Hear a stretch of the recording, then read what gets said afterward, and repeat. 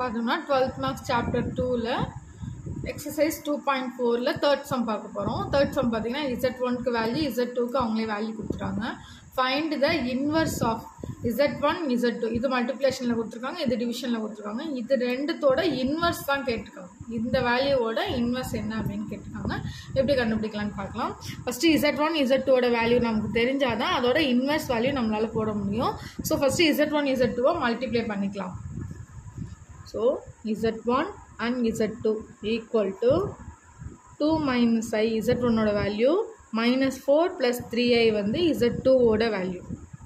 So இதை multiply பண்ணோம்னா 4 2s are 8 minus 8 plus 3 2s are 6I minus minus plus 4I மைனஸில் 3 வந்துடும், I square பண்ணோம்னா minus 1, ஸோ plus 3 ஆகிடும். minus 8 plus 3 னா minus 5. இது ரெண்டுமே சேம் வேல்யூவாக இருக்கிறதுனால அப்படியே போட்டுடலாம் 10. So plus 10. ஓகே, இப்போ நமக்கு இதோட இன்வர்ஸ் வேல்யூ கேட்டிருக்காங்க. அந்த இன்வர்ஸ் வேல்யூ கண்டுபிடிக்கலாம். இதோட இன்வர்ஸுங்கிறப்போ இதோட இன்வர்ஸ் எப்படி எழுதலாம்?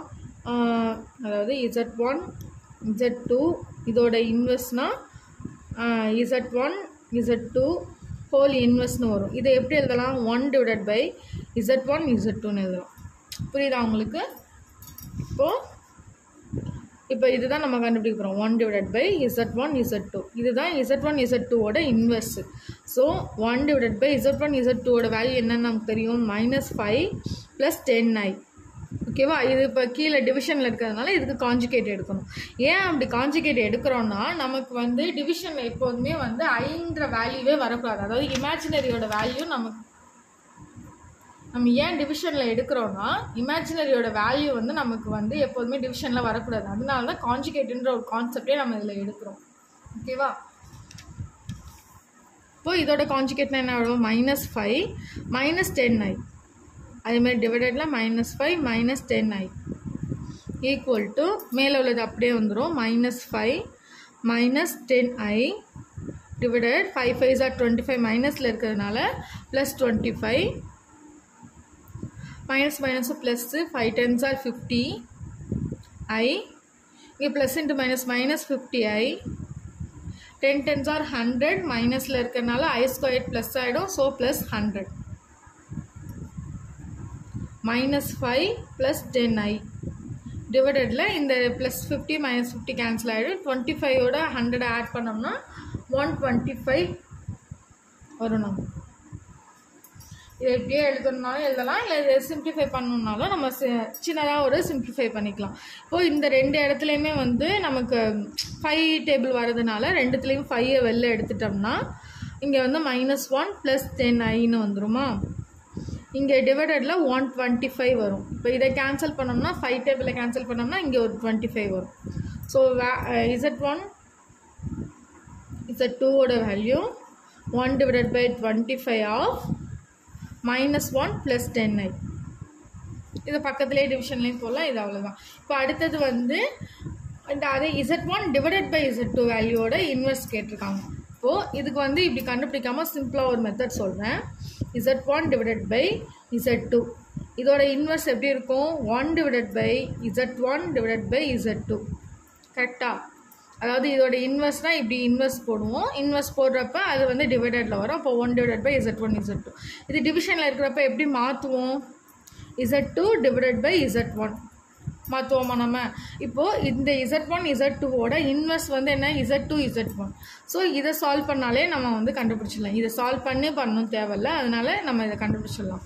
இப்போ Z2ஓட வேல்யூ மேலேயும் Z1ஓட வேல்யூ கீழே எழுதிக்கலாம். Z2ஓட வேல்யூ -4 + 3I டிவைடட் 2 - I. இப்போ இதுதான் டிவைடடில் வந்திருக்கு. ஸோ இதை தான் வந்து காஞ்சுகேட் எடுக்கணும். So 2 + I divided 2 + I. ஓகேவா? இப்போ மேலேயும் மல்டிப்ளை பண்ணணும், கீழேயும் மல்டிப்ளை பண்ணணும். Z2 டிவைடட் பை Z1 இதுதான் இதோட இன்வெர்ஸ்.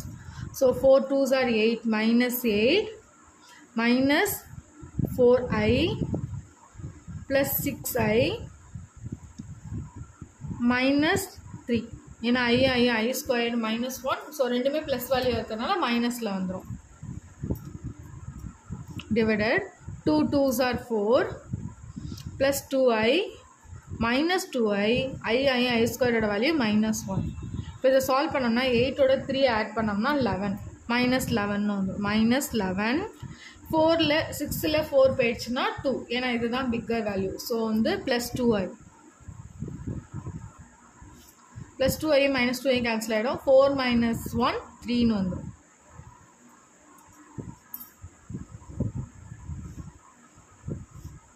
சாரி இங்கே வந்து ப்ளஸ் வேல்யூவாக இருக்கிறதுனால ஐ ஸ்கொயரோட வேல்யூ minus 1. ஸோ ப்ளஸ் 1ன்னு வந்துடும். 4 plus 1 5.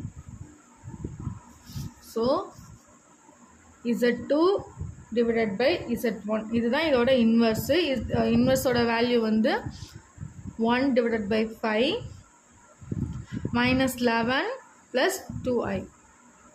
அதுதான் இந்த சம். தேங்க்ஸ் ஃபார் வாட்சிங். தேங்க்யூ.